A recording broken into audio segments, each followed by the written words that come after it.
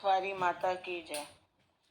हिंदू धर्म में कार्तिक महीने में भगवान विष्णु व तुलसा माता के साथ विभिन्न देवी देवताओं की पूजा का विधान भी है, जिनमें पीपल व पथवारी पूजा भी शामिल है। इस पूजन से जुड़ी एक गुजरी की कथा काफी प्रसिद्ध है, जिसे कार्तिक महीने में पीपल पथवारी पूजते समय पूरे महीने सुना जाता है। आज हम आपको पीपल पथवारी की कथा बताने जा रहे हैं।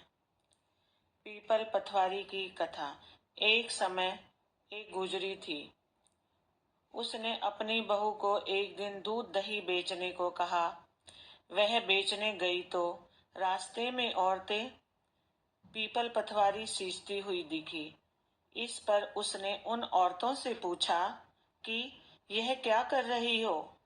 औरतों ने कहा कि हम पीपल पथवारी सींच रही हैं, इससे घर में धन धान्य बढ़ता है और खोया हुआ पति भी मिल जाता है। बहू बोली, ऐसी बात है तो मैं पानी की जगह दूध व दही से सींचूंगी। गुजरी बहू ने रोज दूध दही बेचते समय पीपल पथवारी को दूध दही से सींचना शुरू कर दिया। जब सास दूध दही के रुपए मांगती तो वह कह देती कि महीना पूरा होने पर हिसाब दे देगी। इसके बाद जब कार्तिक महीना पूरा हो गया तो वह पीपल पथवारी के चरणों में गिरकर रोने लगी। इस पर पीपल पथवारी ने पूछा कि क्या बात है, तो उसने कहा कि आज सास दूध दही का हिसाब मांगेगी। पीपल पथवारी बोली, मेरे पास तो रुपए नहीं है।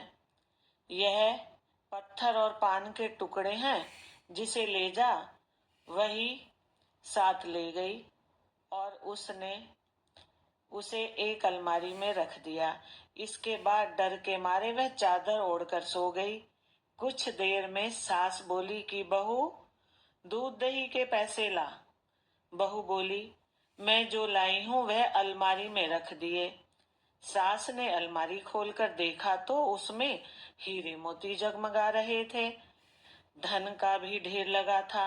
सास ने बहू को आवाज लगाई कि बहू, इतना धन कहाँ से लाई। बहू ने आकर देखा तो सच में धन के भंडार भरे थे।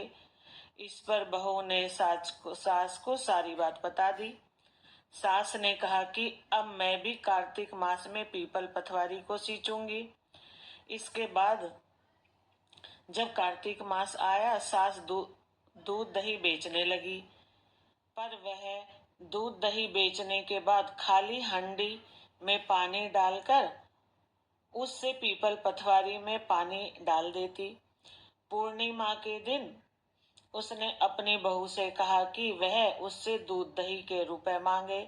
जब बहू ने रुपए मांगे तो वह पीपल पथवारी के चरण पकड़कर कहने लगी कि मुझसे बहू रुपए मांग रही है।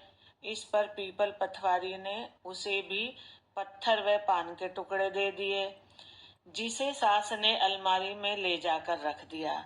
इसके बाद जब बहू ने अलमारी खोलकर देखी तो उसमें कीड़े पकोड़े मिले। इस पर सब कोई कहने लगा कि बहू तो सत की भूखी थी, लेकिन सास ने धन की भूखी होकर पीपल पथवारी को सींचा, इसलिए उसे फल नहीं मिला।